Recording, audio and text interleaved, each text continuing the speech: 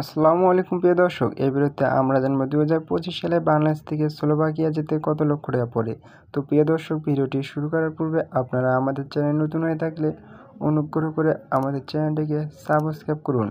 2025 সালে বাংলাদেশ থেকে স্লোভাকিয়া যেতে কত লক্ষ টাকা পড়ে। 2025 সালে বাংলাদেশ থেকে স্লোভাকিয়া যেতে সাধারণত 3 লক্ষ টাকা থেকে শুরু করে প্রায় 4 লক্ষ টাকার মতো পড়বে। ভিসা ফি কত? ভিসা ফি সাধারণত 9,000 টাকার মতো পড়বে। এটি অবশ্যই সেঙ্গেন ভিসা। ফ্লাইট খরচ কত হতে পারে? ফ্লাইট খরচ সাধারণত 1,20,000 টাকা থেকে শুরু করে 1,80,000 টাকার মতো পড়বে। এটি রাউন্ড ট্রিপ হয়ে থাকে।